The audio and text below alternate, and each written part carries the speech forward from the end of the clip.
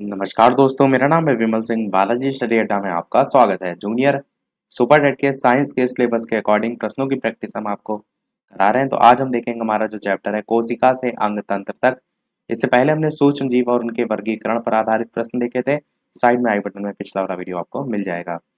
कोशिका से अंग तंत्र पर आधारित लगभग 69 से 70 तक प्रश्न है। तो आज के इस वीडियो में हम आधे यानी कि 35 प्रश्न जो है वो देखेंगे। तो चलिए स्टार्ट करते हैं हमारा चैप्टर। और इससे पहले जो और प्रश्न हैं अलग अलग चैप्टर वाइज टॉपिक वाइज, वो कंप्लीट प्लेलिस्ट अलग से आपको मिल जाएगी। तो स्टार्ट करते हैं प्रश्न नंबर 1 से कि कोशिका के विषय में कौन सा कथन यहाँ पर पूछा गया है सत्य है। 4 ऑप्शन दे रखे हैं, बताना है आपको इनमें से कौन सा जो है वो सही होगा। कोशिका के विषय में कौन सा कथन जो है वो सत्य है। 4 ऑप्शन में आपको नहीं पढ़ के सुनाऊंगा, एक एक करके डायरेक्ट हम आंसर की जो है वो बात करेंगे। और कोशिका से अंग तंत्र वाला भी चैप्टर हम टॉपिक वाइज वीडियो में जो है वो पढ़ चुके हैं। आंसर की बात करते हैं ऑप्शन एबीसीडी में, तो पहला ही ऑप्शन बिल्कुल सही होगा कि किसी ऊतक की जो कोशिकाएं होती हैं वो जो है वो समान होती हैं, और सत्य ही आपसे जो है वो पूछा गया था। बाकी बी सी डी ऑप्शन जो है वो गलत है, जैसे कि आपका सभी कोशिकाओं में केंद्रक नहीं होता। जब मैंने डिफरेंस बताया था तो वहां पर बताया था किसमें केंद्रक होता है, कौन केंद्रक विहीन होता है, वो सारी चीजें। तो आंसर आपका ए वाला ही जो है वो सही हो जाएगा। दूसरा प्रश्न है कि निम्न में से किस कोशिकांग को कोशिका का शक्ति ग्रह जो है वो कहा जाता है। बहुत ही बढ़िया प्रश्न है, पूछा भी काफी जाता है, बताया भी था मैंने आपको। केंद्रक, केंद्रिका, गोल्जी का या फिर माइट्रोकॉन्ड्रिया। बताना है आपको इनमें से कौन सा सही होगा।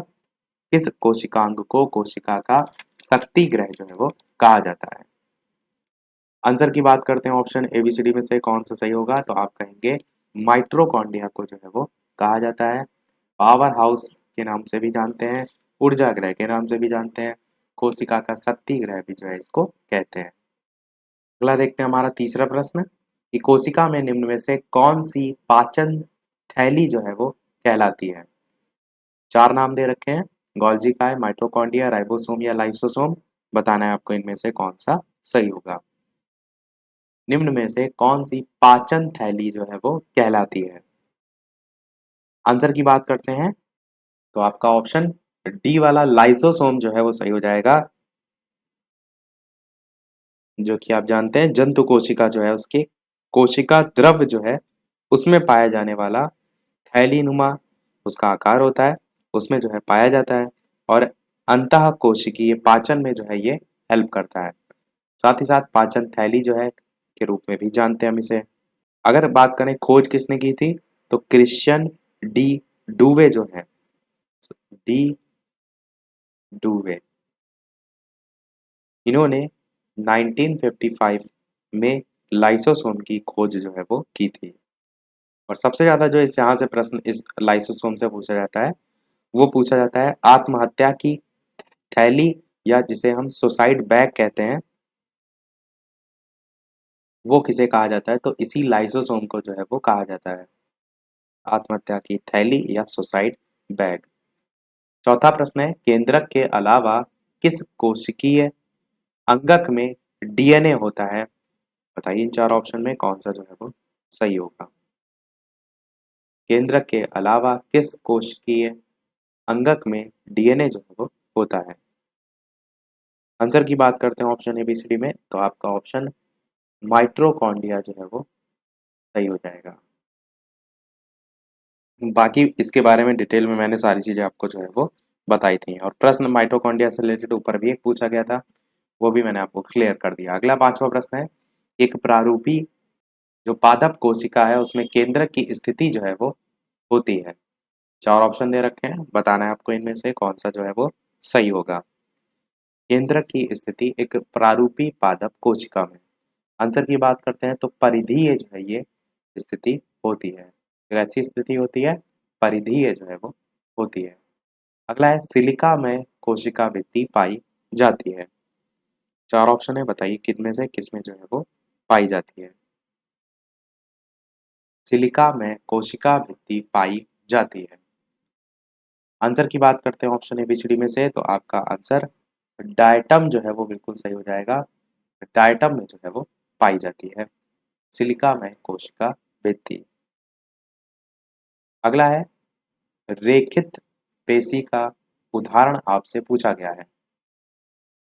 आहार नाल की पेशियां, हृदय की पेशियां, जनन तंत्र की पेशियां या फिर इनमें से कोई नहीं। रेखित पेशी का उदाहरण मुख्यतः कितने टाइप में बांटा जाता है? तो रेखित, अरेखित और हृदय पेशियां, तीन टाइप होते हैं। जो रेखित होती हैं वो दीर्घ बेलनाकार और अशाखित होती हैं, और जो अरेखित पेशियां होती हैं वो छोटी होती हैं, नुकीला सिरे होते हैं उनके, तुर्काकार होती हैं। और जो हृदय पेशियां होती है वो छोटी, बेलनाकार और चपटे सिरे वाली होती हैं। इनमें डिफरेंस भी पूछा जाता है, पर यहाँ पर तो डिफरेंस पूछा नहीं जाएगा। सिंपल सी भाषा में अगर बात करें तो रेखित पेशी जो है इसी को हम ऐच्छिक पेशी भी कहते हैं। और ऐच्छिक पेशियां मैंने बताई थी, ऐसी पेशियां जो हमारी इच्छा अनुसार से कुड़ती हैं उन्हें हम कहते हैं ऐच्छिक पेशियां। और यहाँ पर अगर देखिए तो आहार नाल की जो पेशियां होती है वो हमारी इच्छा से तो होती नहीं है। हृदय की पेशियां में कुछ भाग होता है, पर मुख्यतः जब हम हृदय को लेते हैं तो वो भी आपका इसमें नहीं आएगा। जनन तंत्र की पेशियां भी नहीं आएंगी, तो आंसर तो आपका उपयुक्त में से कोई नहीं यहाँ पर सही होना चाहिए। रेखित पेशी में एग्जाम्पल क्या आ जाएगा? जैसे उदाहरण के लिए जो हमारे पैर होते हैं उनकी पेशियां, जिससे हम चलते फिरते हैं, दौड़ते हैं, तो वो हम अपनी इच्छा के अनुसार चलते फिरते हैं। या हाथों की पेशियां हो गया, तो अपनी इच्छा के अनुसार हम वस्तुओं को पकड़ते हैं, दूसरा कोई काम करते हैं, तो वो सब रेखित पेशी के एग्जाम्पल में या ऐच्छिक पेशी के एग्जाम्पल में आते हैं। और जो हमारा अरेखित श्रेणी होती है उसमें हम कह सकते हैं वे अनैच्छिक पेशियों में आ जाते हैं। तो इस टाइप से आपका यहाँ पर आंसर डी ऑप्शन सही होगा। 8वां प्रश्न देखते हैं कि नीचे दिए गए पदों के विभिन्न संयोजन में से जंतु कोशिका के संदर्भ पदों का कौन सा संयोजन जो है वो सही है। ये चीज देखिए कि जंतु कोशिका के संदर्भ में पूछा गया है। 4 ऑप्शन है, और यहाँ पर ये भी देख लिखा है कि जो विभिन्न संयोजन है उनमें से जंतु कोशिका के संदर्भ पद जो है उनका संयोजन। आंसर की बात करते हैं तो आपका सी वाला ऑप्शन सही होगा। कोशिका झिल्ली, क्रोमोसोम, राइबोसोम और माइटोकॉन्ड्रिया, तो ये वाला सी वाला ऑप्शन सही हो जाएगा। अगला प्रश्न है आपका जंतु कोशिका के आरेख में ए, बी, सी और डी भाग जो है इनका सही नामांकन है। जंतु कोशिका के आरेख में इस टाइप से दे रखा है। अब आपसे ये पूछा गया है कि इनमें जो ये नाम दे रखे हैं वो उस आधार पर 4 ऑप्शन में कौन से होंगे। तो ए इस तरफ से दे रखा है, बी इस तरफ से, सी इस तरफ से, डी इस तरफ से, और नीचे लिखा है ए कोशिका झिल्ली, इसी प्रकार बी वाले ऑप्शन में ए कोशिका भित्ति, इसी प्रकार सी वाले ऑप्शन में कोशिका भित्ति, इसी प्रकार कोशिका झिल्ली। तो कोशिका भित्ति और कोशिका झिल्ली में से कौन सा है ए वाला हिस्सा? तो आप क्या कहेंगे? आप कहेंगे कोशिका झिल्ली है। तो आपका कोशिका झिल्ली वाला डी वाला ऑप्शन है, ए वाला है। बी भी आपका नहीं है कोशिका झिल्ली, और सी वाला भी नहीं है। तो ए और डी में से कोई आंसर हो सकता है। बी में देखिए यहाँ पर प्लास्टिड है और नीचे जो है वो रिक्तिका है। यहाँ पर बी जो ये हिस्सा दे रखा है ये रिक्तिका का होता है। तो आपका यहाँ पर आंसर फिर जब डी वाले की बात हो रही है, बी में रिक्तिका दे रखा है, तो बस डी वाला आंसर जो है वो हो जाएगा। सी जो है आपका केंद्रक है और डी जो है वो कोशिका द्रव्य है। ये देखिए एकदम सेंटर में दे रखा है, सी जो है वो केंद्रक है और जो डी वाला हिस्सा दे रखा था वो कोशिका द्रव्य है। यह हो जाएगा आपका जंतु कोशिका के संदर्भ में। अगला देखते हैं, कोशिकाओं से संबंधित विभिन्न पदों पर विचार जो है वो कीजिए। गुणसूत्र हो गया, जीन हो गया, केंद्रिका हो गया, राइबोसोम हो गया, इस टाइप से दे रखे हैं। तो आपको कोशिकाओं से संबंधित जो है वो पूछा गया है। आंसर की बात करते हैं तो आपका न्यूक्लियोस जो है वो सही हो जाएगा, यानी कि केंद्रिका जो है वो सही हो जाएगा। अगला है आपका कि माइटोकॉन्ड्रिया जो है वो रेशियो एटीपी से है, तो समानुपात राइबोसोम जो है उसका रेशियो किससे होगा? 4 ऑप्शन दे रखे हैं, बताना है आपको इनमें से कौन सा सही होगा। सेम इस टाइप के जो प्रश्न है आपके वो रीजनिंग सेक्शन में जो है वो पूछे जाते हैं। साथ ही साथ वीडियो अगर पसंद आ रहा हो, चीज़ें समझ आ रही हो, तो सभी लोग वीडियो को लाइक भी करते रहिएगा, ताकि इसी प्रकार अच्छे अच्छे प्रश्न हम आपको प्रैक्टिस जो है वो कराते रहें। तो आप सभी का एक लाइक तो बनता ही। आंसर की बात करते हैं तो आपका ऑप्शन सी वाला प्रोटीन जो है वो सही हो जाएगा। यहाँ पर जो एटीपी लिखा है ये क्या होता है? एटीपी एक्चुअल में जो ऊर्जा जब संग्रहित होती है ना तो उसके रूप में होती है। तो एडिनोसिन ट्राई फास्फेट इसकी फुल फॉर्म होती है। माइटोकॉन्ड्रिया से संबंधित था, राइबोसोम आपका प्रोटीन से संबंधित हो जाएगा। प्रश्न भी बहुत पूछा जाता है क्या कि प्रोटीन के संश्लेषण में महत्वपूर्ण भूमिका कौन निभाता है, तो राइबोसोम जो है वो निभाता है। और राइबोसोम जो सजीव कोशिका होती है उसके केंद्रक जो कोशिका होती है उसके जो कोशिका द्रव्य होता है उसमें स्थित बहुत ही सूक्ष्म कण के रूप में हम जानते हैं। 12 नंबर प्रश्न है अर्धसूत्री विभाजन जो है उसमें किस प्रावस्था में जीन विनिमय जो है वो होता है। चार ऑप्शन दे रखे हैं, बताना है आपको इनमें से अर्धसूत्री विभाजन में किस प्रावस्था में जीन विनिमय होता है। आंसर की बात करते हैं option A B C D में से, तो स्थूल पट्ट पेकी टीम जो है वो कहते हैं ये अवस्था आपकी सही हो जाएगी। अगला है निम्नलिखित में से किस कोशिकांग का अन्य नाम पैलेड कण भी है। ये भी प्रश्न आपका अच्छा है, पूछा गया है। बताइए इनमें से किस कोशिकांग का अन्य नाम पैलेड कण भी जो है वो है। आंसर की बात करते हैं option A B C D में से कौन सा सही होगा, तो आपका राइबोसोम जो है वो सही हो जाएगा। राइबोसोम का जो है वो नाम है। यही सेम प्रश्न आपका 2020 में जो बीएड का एंट्रेंस एग्जाम हुआ था ना वहां पर पूछा गया था। तो यही मैंने पहले भी आपको कहा है, हर प्रश्न कहीं ना कहीं घूम फिर कर रिपीट होता है। अगर आपने कुछ गिने चुने प्रश्नों को रट लिया वही प्रश्न हर जगह देखने को मिलते हैं। तो राइबोसोम जो है इसका जो नामकरण है वो पैलेट नामक जो वैज्ञानिक थे उन्होंने किया था, इसीलिए इसका नाम पैलेट कण भी जो है हम जानते हैं। राइबोसोम जो है वो सजीव कोशिका के कोशिका द्रव्य में स्थित होता है और प्रोटीन संश्लेषण में सहायक होता है। इससे ऊपर के ऊपर एक प्रश्न भी आया था, वहां मैंने आपको बताया भी था। तो आपका बी वाला ऑप्शन राइबोसोम जो है वो सही हो जाएगा। 14 नंबर प्रश्न है समसूत्री विभाजन में सबसे लंबी प्रावस्था जो है वो कौन सी होती है। प्रोफेज की, मेटाफेज की, एनाफेज की या फिर टीलोफेज। इस टाइप से चार ऑप्शन दे रखे हैं, बताना है आपको कौन सा सही होगा। आंसर की बात करते हैं option A B C D में से, तो प्रोफेज जो है आपका सही हो जाएगा। समसूत्री विभाजन में सबसे लंबी जो प्रावस्था होती है वो प्रोफेज की होती है। 15 नंबर प्रश्न है एक ऊतक जिसकी जीवित कोशिकाएं सक्रिय और बढ़ने वाले जो अंग हैं उनके यांत्रिक ऊतकों को बनाती हैं और जिसकी कोशिका भित्तियों में कोनों पर सेलुलोज और लिग्निन रहित स्थूलन भी होते हैं उसे हम क्या कहते हैं। बताइए, चार ऑप्शन दे रखे हैं, कौन सा सही होगा। आंसर की बात करते हैं तो स्थूल कोण ऊतक जो है इसे हम ऑप्शन सी वाला जो है वो कहते हैं। सी वाला आपका सही हो जाएगा। अगला है कि एक एपिथेलियमी ऊतक जिसकी पतली चपटी कोशिकाएं एक दूसरे के किनारों से जुड़ी होती हैं, मानो पास पास सटे हुए टाइल जो है वो लगे हों, तो वो पाया जाता है अमाशय का भीतरी स्तर, अंडाशय का बाहरी स्तर, जो गाल हैं उनकी भीतरी स्तर या फिर फैलोपियन नलिका का भीतरी स्तर।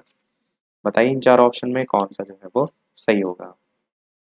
आंसर की बात करते हैं option A B C D में से, तो पहला ही ऑप्शन सही हो जाएगा। अमाशय का जो भीतरी स्तर होता है ये आपका सही हो जाएगा।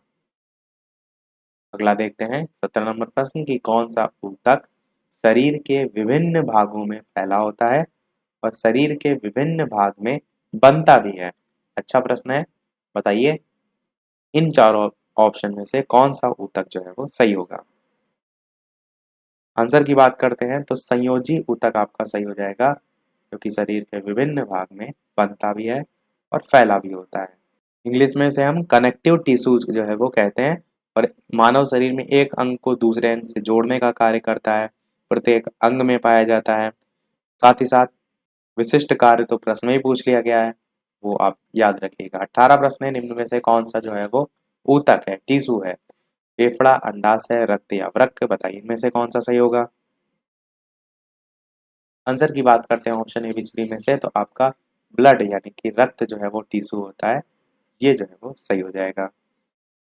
अगला है वह ऊतक जो एक हड्डी यानी अस्थि को दूसरी हड्डी से जोड़ता है, वो क्या कहलाता है। मोस्ट इंपॉर्टेंट क्वेश्चन है, मैंने इस टाइप का प्रश्न एक आपको शायद पहले भी कराया है। बताइए इन चार ऑप्शन में कौन सा सही होगा। आंसर की बात करते हैं तो स्नायु आपका जो है वो सही हो जाएगा। एक हड्डी को दूसरी हड्डी से जोड़ने का काम स्नायु जो है वो करता है। अगला है पादप कोशिका में जीव द्रव्य कुंचन का कारण जो है वो क्या होता है। ऑप्शन एबीसीडी में से आंसर की बात करते हैं तो बही परासरण जो है वो सही हो जाएगा। अगला है किस कोशिकांग को कोशिका का मास्टर कहा जाता है। ये भी आपका अच्छा प्रश्न है, बताइए इनमें से कौन सा जो है वो सही होगा। कोशिका का मास्टर, आंसर की बात करते हैं तो आपका नाभिक जो है वो सही हो जाएगा, किसी भी कोशिका की लेकर बात की जाए। और बाकी जैसे कोशिका विज्ञान किसे कहते हैं तो साइटोलॉजी को कहते हैं, ये सारी चीजें मैंने आपको पहले बताई थी। कोशिका जैविकी सेल बायोलॉजी होता है, वो सारी चीजें मैं पहले आपको बता चुका हूँ। 22 नंबर प्रश्न है निम्नलिखित में से किस कोशिकांग को कोशिका का प्रोटीन कारखाना कहा जाता है। ये भी आपका बहुत अच्छा प्रश्न है, बताइए। हरित लवक, लाइसोसोम, माइटोकॉन्ड्रिया या राइबोसोम। कोशिकांग को कोशिका का प्रोटीन कारखाना कहा जाता है। आंसर की बात करते हैं ऑप्शन एबीसीडी में से। तो अभी इस पर बेस्ड अलग अलग प्रश्न है, मैंने बताया कि प्रोटीन संश्लेषण का कार्य करता है राइबोसोम, और कोशिका के अंदर प्रोटीन संश्लेषण का कार्य कर रहा है, इसीलिए इसे प्रोटीन कारखाना जो है वो कहा जाता है। तो ये आपका इस टाइप से आंसर हो जाएगा। 23 नंबर प्रश्न है निम्नलिखित में से कौन सा कोशिकांग केवल पशु कोशिका में ही पाया जाता है, बताइए। लाइसोसोम, गोल्जी बॉडी, सेंट्रोसोम या फिर राइबोसोम। आंसर की बात करते हैं तो आपका लाइसोसोम सही हो जाएगा। लाइसोसोम के बारे में बाकी मैंने चीजें बता दी थी ऊपर, आत्महत्या की थैली वगैरह। तो कौन सा कोशिकांग केवल पशु कोशिका में पाया जाता है तो लाइसोसोम जो है वो पाया जाता है। अगला है जीवन की मूलभूत इकाई जो है वो यानी यूनिट जो है वो क्या है। कोशिका, अंग, ऊतक या नाभिक। आसान सा प्रश्न है, किसी का गलत नहीं होगा, बिल्कुल कोशिका जो है वो सही हो जाएगा।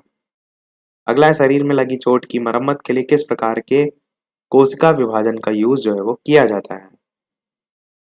चार ऑप्शन दे रखे हैं, बताना है आपको इनमें से कौन सा सही होगा।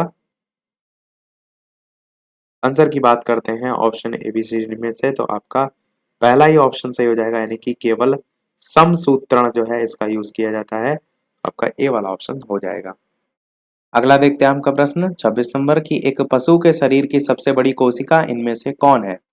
चार ऑप्शन दे रखे हैं, बताना है आपको इनमें से कौन सा जो है वो सही होगा। अच्छा प्रश्न है, बताइए इनमें से कौन सा जो है वो सही होगा। आंसर की बात करते हैं ऑप्शन एबीसीडी में से तो न्यूरॉन जो है वो सही हो जाएगा। एक पशु के शरीर की सबसे बड़ी कोशिका जो है आपकी न्यूरॉन जो है वो होती है। अगला देखते हैं आपका प्रश्न 27 नंबर की निम्नलिखित में से कौन सा एक कोशिका में अधिक मात्रा में होने वाला अणु है।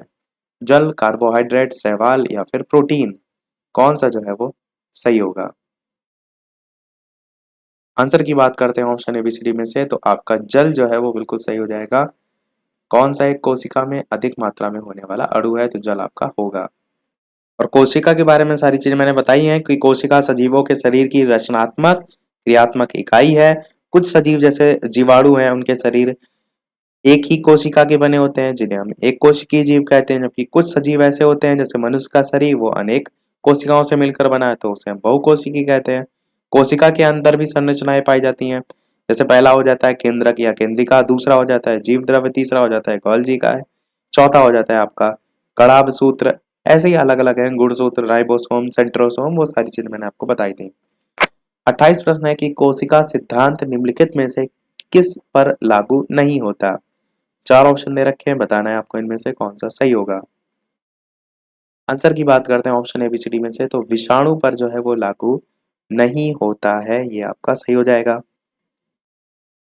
किसने दिया था तो स्लाइडेन और स्वान जो थे उन्होंने संयुक्त रूप से कोशिका जो सिद्धांत है उसको प्रतिपादित किया था।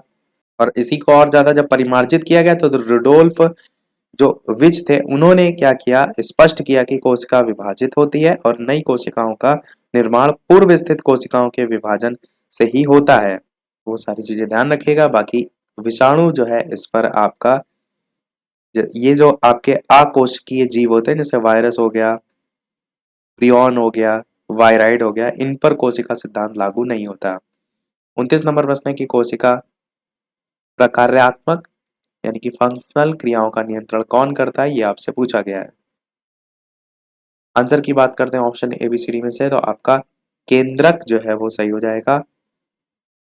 30 प्रश्न है, सूत्री विभाजन के चरण का नाम बताएं जिसके दौरान विभाजित कोशिका के गुणसूत्र मध्य रेखा पर स्थित होते हैं। तो चरण का नाम आपसे पूछा गया है। आंसर की बात करते हैं तो आपका मेटाफेज जो है वो सही हो जाएगा। और सूत्री विभाजन मुख्यतः जो जनन कोशिकाएं होती हैं उसके अतिरिक्त सभी जीवित कोशिकाएं जो हैं, और जीवित के साथ साथ कायिक कोशिकाएं जो है उनमें जो है वो होती है। कायिक को हम सोमेटिक सेल्स जो है वो कहते हैं, जनन कोशिकाओं को आप जर्म सेल्स कहते हैं। तो ये आपका मेटाफेज यहाँ पर सही हो जाएगा। 31 देखते हैं। टोटल हमने कहा था हम 35 तक प्रश्न जो है वो देखेंगे। तो पौधों में पाया जाने वाला नीला, बैंगनी या लाल फ्लेवोनाइड जो वर्णक होता है वो किसकी उपस्थिति के कारण होता है। 4 ऑप्शन दे रखे हैं, बताना है आपको कौन सा सही होगा। वीडियो को लाइक और शेयर सभी लोग करते रहिएगा ताकि इसी प्रकार अच्छे अच्छे प्रश्न हम आपको प्रैक्टिस कराते रहें।